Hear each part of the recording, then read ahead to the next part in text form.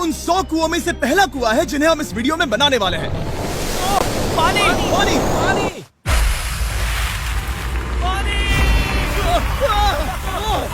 आपने अभी अभी केन्या के एक छोटे से गांव को पीने के पानी का अनलिमिटेड सप्लाई मिलते हुए देखा, वो भी सिर्फ 1 सेकंड में। अभी एक कुआं बना है और 99 बाकी है। आपको ये वीडियो बहुत पसंद आएगा। इन 100 कुओं को मिलाकर 5 लाख से ज्यादा लोगों को पीने का ताज़ा पानी मिलने वाला है। केन्या की इस साइट पर कुछ कुएं बनाने के बाद हम नाइरीरी स्कूल सिस्टम के साउथ में गए और कह सकते हैं कि उन्हें हमसे मिलकर बहुत खुशी हुई। क्या हाल है?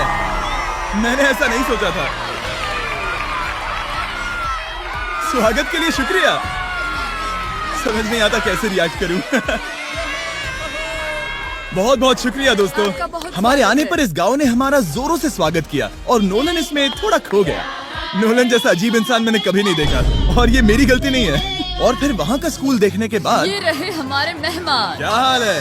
दिन अच्छा बीत रहा है ना? सबसे मिलकर अच्छा लगा। सबको गुड डे। एक टीचर ने मुझे दिखाया कि स्टूडेंट्स कहाँ से पानी पीते हैं, जो कि एक बहुत ही अनसेफ नदी से आ रहा था।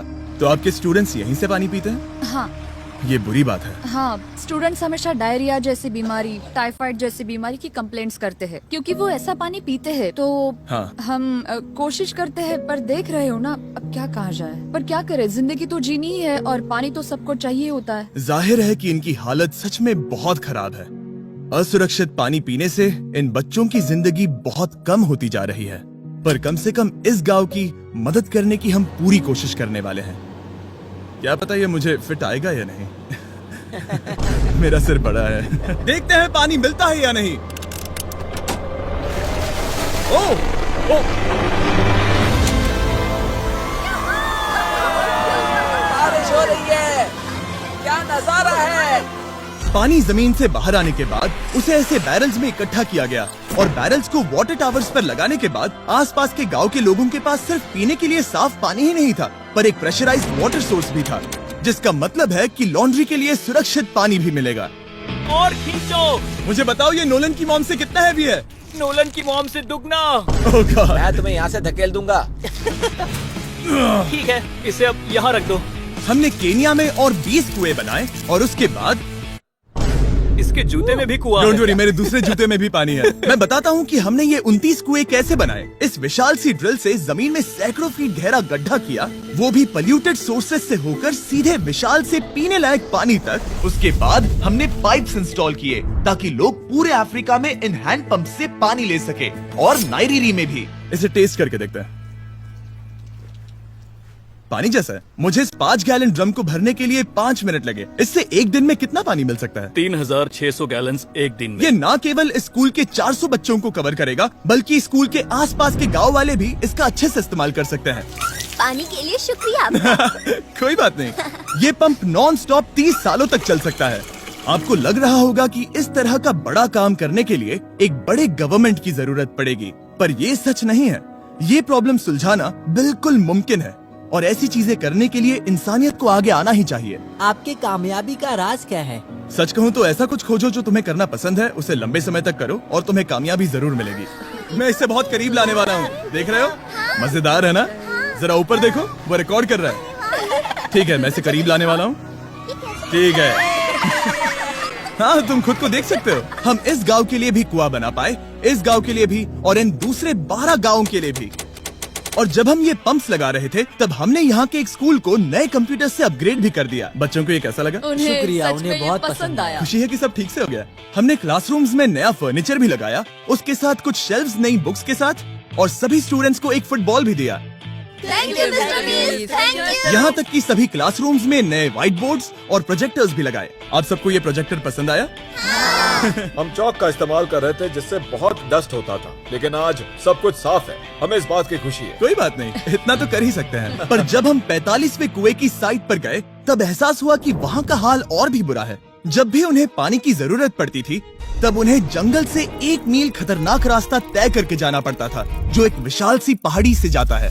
मैं जल्दी उठता हूँ, लगभग सुबह 4 बजे, ताकि मैं स्कूल के लिए पानी ला सकूँ। यहाँ से पानी निकालना सेफ नहीं है। ये जगह बहुत स्लिपरी है, जिससे किसी को चोट लग सकती है। हमने उनके कुएं पर काम करना शुरू किया, तब उन्होंने मुझे दिखाया कि वो पानी कहाँ से निकालते थे। आपको दिन में ऐसे कितने चक्कर लगाने पड़ते हैं? 2 बार। दिन में 2 बार? ओह वाह, तो एक आम स्टूडेंट ऐसा ही कुछ ले जाता है? ओह गॉड, अगर 200 स्टूडेंट्स ऐसा रोज करते हैं तो ये कितना मुश्किल होगा? बहुत मुश्किल हो सकता है। ओह गॉड, ये ढलान तो बहुत बड़ी है। अरे यार, ये ढलान तो रुकने का नाम ही नहीं ले रही। हर रोज मैं सच में दंग रह गया कि ये चढ़ाई कितनी मुश्किल थी। ये सब इतना कुछ करते हैं ताकि वो यहाँ तक पहुँच सके, जहाँ इन्हें साफ पीने का पानी मिल सके। आमतौर पर आप पानी यहीं से लेते हो? हाँ। और पानी भरने के बाद ये जग्स लगभग 18 किलो तक हो जाते हैं, जो इन बच्चों के लिए पहाड़ियों से ले जाने के लिए बहुत मुश्किल है। लेडीज आराम से ये 2 उठा सकती ओह, हैं। तो मैं अभी जरूर ले जा पाऊंगा। और एक बार हमने जग्स भर लिए, उसके बाद वक्त था वापस ऊपर जाने का। जल्दी करो, चलते हैं। इससे तो पसीना भी नहीं आ रहा है। मैं ले लूंगा। और अब घंटों तक असुरक्षित पानी को इकट्ठा करने के बजाय उनका नया पंप स्कूल के बस 10 फीट दूर था, तो अब ये यहाँ से पानी ले सकते हैं। बहुत थक गया। और फिर हम गए हमारे अगले गांव में, जहां हमने बनाया हमारा 46वां कुआं। पर हमें एक प्रॉब्लम से गुजरना पड़ा। हमने देखा कि ये गांव आधे से बटा हुआ है, वो भी इस खतरनाक सी नदी से। ये अभी इतनी खतरनाक नहीं लगेगी, पर जब बारिश का मौसम आता है, पानी ऊपर तक आकर इस पुल को पूरी तरह से निगल लेता है।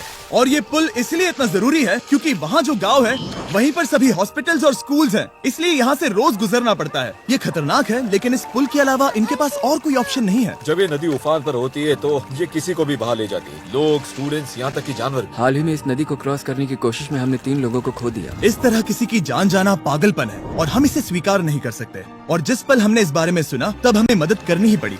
तो पंप तक जाने वाले पुल को जब हमने ठीक करना शुरू किया, तब हमने केनिया से 2000 मील दूर जिम्बाब्वे देश का भी सफर तय किया।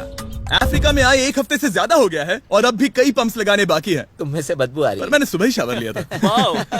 बात होते ही मैं हाथ नीचे ले लूंगा। इस काम के लिए मैं तुम दोनों पर भरोसा कर सकता हूँ? हाँ। हमें सबसे पहले एक लोकल हॉस्पिटल की जांच करनी थी, जहाँ साफ पानी की सख्त जरूरत थी। अंदर जाने पर हमें पता चला कि इस क्लिनिक की इस गांव को कितनी जरूरत थी।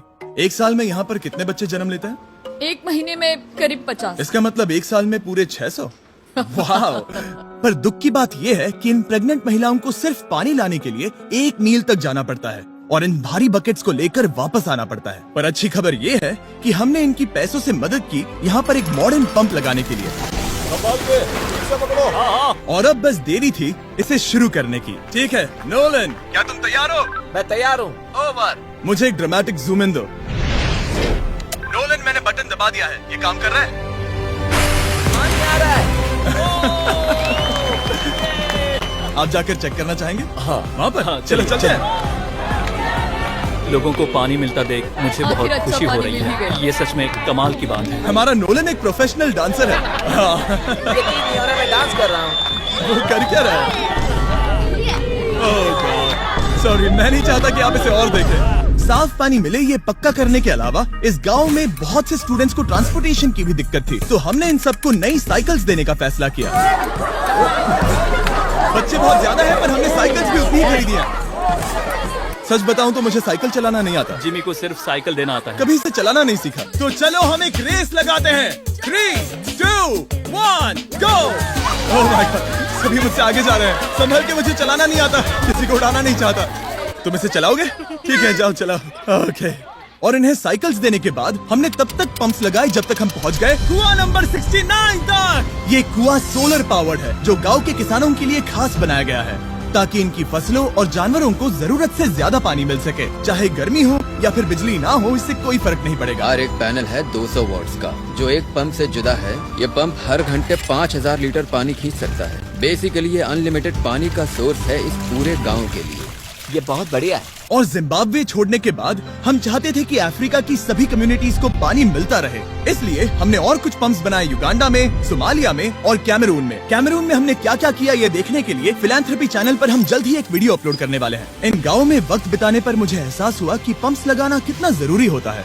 कैसे ये खेती को पानी देते हैं, भूखे का पेट भरते हैं, कैसे ये हॉस्पिटल्स को साफ सुथरा रखते हैं और सबसे जरूरी कैसे ये आने वाले पीढ़ी के बच्चों के लिए लंबी और हेल्दी जिंदगी जीने में मदद करते हैं और इससे कम्युनिटीज का भविष्य भी सेफ हम होता है। बहुत समय से इंतजार कर रहे हैं साफ पानी के लिए। Water is life. और कुछ लोकल लोगों की मदद से हमने आखिरकार ये पुल पूरा कर ही लिया, जिसे ये कम्युनिटी अगले 100 सालों तक इस्तेमाल कर सकती है। कई जिंदगियां बचेगी, परिवार एक साथ आएंगे, परेशानियां चली जाएंगी। इस वीडियो में हमने जो 100 पंप्स लगाए हैं वो कई जिंदगियां बदल देंगी, पर ये काफी नहीं है। इसीलिए मैं चाहता हूं कि आप जाने से पहले beachphilanthropy.org/bells पर जाएं और मुमकिन हो तो पैसे डोनेट करें। मैं सच कह रहा हूं, हमें इस वीडियो से एक पैसे का भी फायदा नहीं हो रहा है। इस वीडियो से जितने भी पैसे आएंगे वो 100% इन पंप्स को बनाने में खर्च होंगे, वो भी पूरी दुनिया में। पता है ये अजीब है कि एक यूट्यूबर को ये सब करना पड़ रहा है, पर किसी को तो करना ही होगा। अगर कोई नहीं करेगा तो हम ये करेंगे ही। आप देख सकते हैं इस काम से कई कम्युनिटीज की जिंदगियां बदल रही हैं।